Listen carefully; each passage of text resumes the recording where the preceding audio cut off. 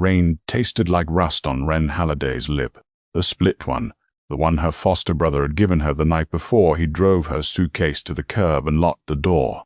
She was 19 years old, deaf since she was 4, and the only thing in her duffel bag that wasn't wet was a letter folded inside a ziplock, addressed to her in handwriting she had never seen. The letter had 3 sentences. Her grandfather, a man she had been told was dead since 1999, had in fact died last Tuesday in Cataract, Pennsylvania, and he had left her a Carousel. She stood under the awning of a closed laundromat on Route 9, reading it for the 12th time. The lawyer's card was paper-clipped to the back. The deed was for a plot of land at the edge of a town she couldn't find on her phone without Wi-Fi, and the structure on the land was listed in neat typewriter font as 1 Carousel, wood in 1918, inoperable. There was also a handwritten line below the typed one, and this was what she kept coming back to, the way a tongue comes back to a cracked tooth. The line said in thin blue ballpoint, "Tell her the music box still works. Tell her to find the empty horse." She hitched 2 rides and walked 11 miles. By the time the county road narrowed into gravel and the gravel narrowed into a rutted lane choked with dog rows, it was dusk of the second day, and her sneakers were the color of the dirt. She came around a bend and stopped. The Carousel sat in a clearing of goldenrod gone to seed, a round wooden pavilion the size of a small chapel, its octagonal roof caved in on one side, the painted scallops along the eaves sun-bleached to the color of old teeth. A chain-link fence leaned around it, swallowed in places by kudzu. Fireflies lifted out the tall grass as she walked toward it, which she could not hear, but she could feel them, the faint air shift against her wrists. The gate was not locked. Someone had clipped the chain a long time ago and draped it back in place as if no one would check. She stepped onto the platform and the wood gave a soft sigh under her feet. A sigh she felt in the soles of her shoes more than new. Inside, the air smelled of wet newspaper and pipe tobacco, and something sweeter, like the inside of a violin case. She waited for her eyes to adjust. There were 23 horses. She counted because counting was something her hands knew to do when her heart was loud. 23 carved wooden horses, some rearing, some mid-gallop. Their paint worn down to the grain, but their glass eyes still clear, still watching. Manes carved into stiff, perfect waves. One had a pomegranate carved into its breastplate. One had a tiny American flag, the stars rendered as a spiral instead of a grid, the way a child might draw them. And one saddle was empty, not missing its horse.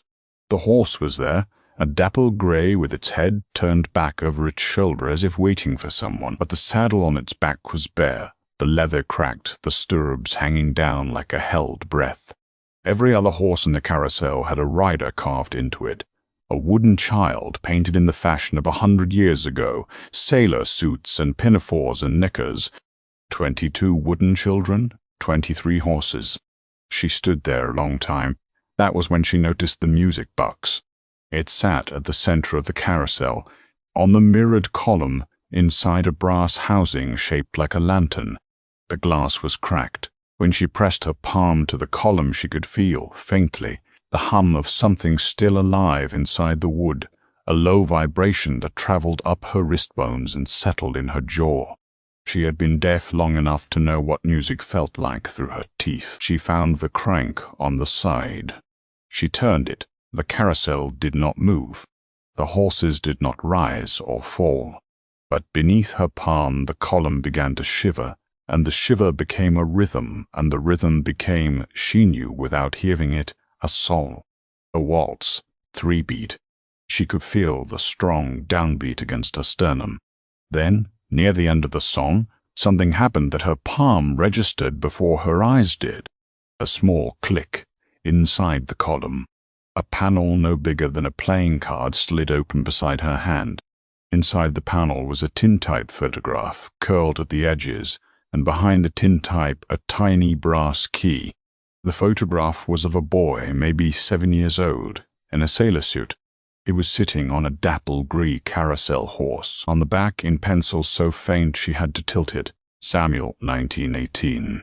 Gone before the ride ended. She sat down on the platform and cried without sound, the way she had learned to cry in foster houses, where crying was a reason to be sent back. The lawyer's office was above a tax preparer in the next town over, and the lawyer, a woman named Delphine Orr, wrote everything down on a yellow pad and slid it across the desk so Wren could read. Delphine had grey hair, clipped short, and a coffee mug that said, "World's R.S.O. cased aunt," and she wrote in small, tight capitals like someone who had learned to communicate with the deaf a long time before it was a seminar topic. Our grandfather, Delphine wrote, was Elias Holiday. He ran the Carousel from 1962 until 2004. Have a charge more than a dime. I believe your mother was dead. I only learned about you 3 months ago. Wren wrote back. Who told him? Delphine hesitated. She looked at the ceiling. Then she wrote, his sister, your great-aunt Cordelia. Message to alive. She lives in the yellow house beyond the carousel. She's knitted swan. She will not be happy to see you. Delphine tapped the pad. She's the one who told your grandfather your mother was dead in 1998. IT wasn't through. Your mother was in a hospital in Ohio. Cordelia didn't want him to find her. I don't know why. Wren read the word Cordelia 4 times. Then she wrote, why did he leave it to me? Delphine smiled, the kind of smile you give at a funeral when someone's kid says something true. I left a note, she wrote. It sad. She's the only one left wishes tea. To hasn't tea lead to me. The yellow house behind the carousel was not yellow anymore. It was the corner of a bruise, going green. Wren walked across the goldenrod the next morning with the tintype in her pocket and the brass key on a loop of shoelace around her neck. She knocked. Then she knocked harder because she remembered the old woman was 91. The door opened 6 inches on a chain. A face looked out that was nothing like she had pictured. Cordelia Halliday had the same eyebrows as the man in a photograph Delphine had shown her. The same long jaw, the same pale eyes. She looked at Wren and her mouth moved and Wren shook her head and pointed at her ear. Cordelia's expression did not soften, but something in it shifted. She closed the door, unlatched the chain, and opened it again. She pointed at a notebook on the hall table. She pointed at Wren. She pointed at the notebook again and she mouthed the word slowly so Wren could read her lips. Right. So Wren wrote, I'm Elias's granddaughter. I know you know. I don't want the house. I want to know who Samuel is. Cordelia read it. Her hand shook. She took the pen. I was 4, she wrote. My brother Samuel was 7.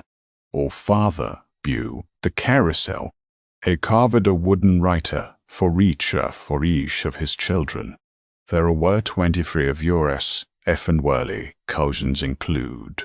Samuel's horse was the dapple grey. On the day of the opening, October 1918, Samuel got sick. The fool, caught before my father could finish carving him into the saddle. Cordelia stopped writing. She stared at the wall. I am not a good person, she wrote finally. I will not pretend I am, but I will tell you why I told Elias your mother was dead. Is that what you came for? Wren wrote, no. I came to ask if I could live on the land.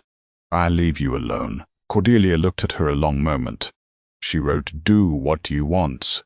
The land is yours. Bredow, not turn the crank at night. You will not like what you feel. Then she shut the door. Wren made a bed on the carousel platform that night, in the curve of the dapple grey's forelegs, on a top she had found in the maintenance shed. It was September, still warm. Through the caved roof she could see the stars, and the stars did not care about her, and this was a kind of comfort she had learned early. The next morning she started to clean. She began with the maintenance shed because the roof was still whole. Inside she found a carpenter's workbench set up as if someone had stepped away for a minute in 2004 and never come back. A coffee cup with a fly husk in it. A jar of pennies. A clipboard with a work order list in her grandfather's handwriting. We plant palomino. Dry drew steereth on pomegranate hordes. Ask about Samuel. The last line had been crossed out, written again, crossed out again. She found on a shelf behind a tin of horseshoe nails a cigar box. Inside the cigar box were not photographs, not letters, not anything she had expected. Inside the cigar box were 64 index cards, each one with a name written in a child's careful cursive, and each name had a date next to it, and beside the date a small drawing of a horse.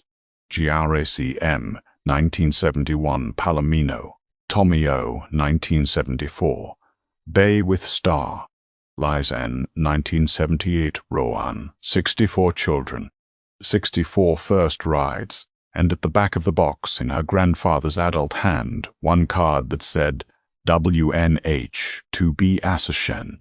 She held it until her hand cramped. Word moves slow in a town of 600 people, but it moves. By the end of the second week, a man in a John Deere cap had driven up the lane and sat in his truck for 10 minutes before rolling down the window.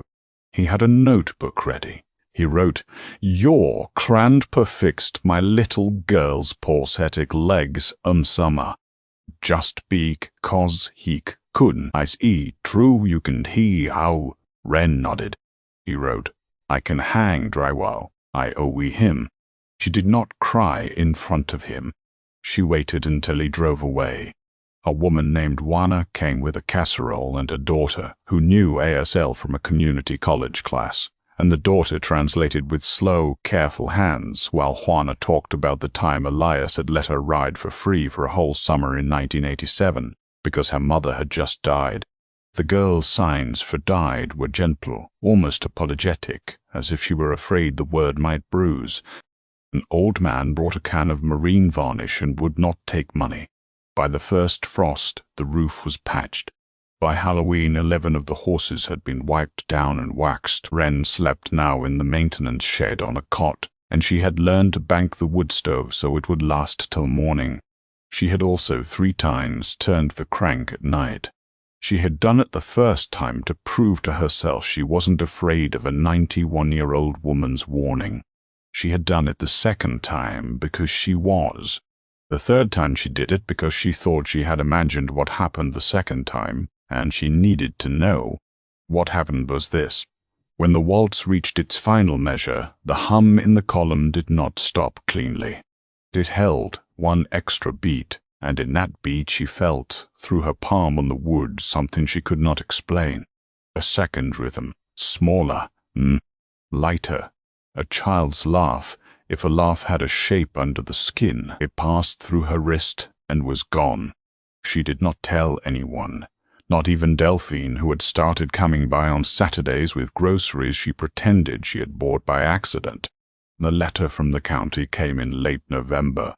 It was typed on heavy paper, and it said that the Carousel, as an unpermitted structure over 100 years old on a parcel now reclassified as residential, would be condemned and demolished on January 15 unless the owner could produce engineering certification, which would cost an estimated $42,000. Wren sat on the cot and read the letter until the words stopped meaning anything. Then she walked across the goldenrod to the bruise-colored house and knocked. Cordelia opened the door on the chain. Wren held up the letter. Cordelia read it through the gap. Her jaw worked. "Condine Yin," she wrote on the pad in the hall. The inside of the house smelled like lavender and old cat. There was a cat, a grey one that watched Wren from the back of the settee and did not move. Cordelia sat and wrote for a long time. When she finally pushed the pad across the table, it said, "I have $42,000. I have more than that. I will not give it to you." Wren nodded. She had not expected otherwise. Cordelia wrote again, slower. I will lend it to you. At 4%. I will not forgive the debit. You will pay Mathak or I will take the land. Wren wrote, why? Cordelia looked at her hands for a long time. Then she wrote a sentence and turned the pad around. I told Elias your mother was dead because she wrote him in 1998 and asked him for money. I was afraid he would give it to her and she would spend it. I did not know she had a baby. I did not ask. I am telling you this because it is true, not because I want to be forgiven. Do not forgive me. It is not a gift I will use. The old woman's hand was shaking when she put the pen down. She looked out the window at the carousel in its goldenrod, and for a second her face was not a face Wren had a name for. It looked like the face of a 4-year-old girl who had once had a brother named Samuel, and who had been told to stop crying because crying would not bring him back, and who had, obediently, stopped and had kept stopping every day for 87 years. Then her face closed again and she pointed at the door. Wren signed the loan papers at Delphine's office the next Monday. The engineer came in December, a woman named Priya, who brought a level and a moisture meter and a nephew to carry things. She crawled under the platform for 2 hours. When she came out, she was smiling in a way engineers do not usually smile. He sighed, Delphine wrote, translating from Priya's rapid explanation, that the center column is white oak from a single tree. Isaj has never seen one this old still to plumbe. She said it will stand another 100 years. Your grandfather must have loaded like a person. The engineering certification came through on January 9. The demolition order was vacated on January 12. On January 13, Wren went into the carousel alone with the brass key from the tintype panel. She had known for 3 months that the key had to go somewhere. She had tried every lock on the property, the padlock on the gate, the shed door, the box that held the electrical fuses. Nothing. That afternoon, kneeling beside the dapple-gray horse, she noticed something she had looked at 100 times without seeing. The empty saddle had a keyhole, tiny, the size of a watch stem, hidden in the carved rosette on the pommel. The key fit. She turned it, and a panel in the side of the horse, in the flank where a rider's leg would rest, swung outward on a hinge so small it could have been a hair. Inside the flank, there was a hollow the size of a shoebox. Inside the hollow was not a letter. Inside the hollow was a bundle of children's drawings, pencil on butcher paper, maybe 40 of them, curled and yellowed. Each one was signed. Each one was a drawing of the carousel, drawn by a different child over decades. The earliest was dated 1923 and signed Cordelia, age 9. It showed a dapple-gray horse with a boy on its back, a boy in a sailor suit, drawn with such fierce, childish accuracy that Wren knew, without being told, who the boy was. Cordelia had been drawing Samuel onto the empty saddle for a century. Under the drawings was a small cloth pouch. Inside the pouch was a single milk tooth. A child's tooth, gone dark with time. Wren closed the panel. She locked it. She put the key back around her neck. She did not show the drawings to Cordelia.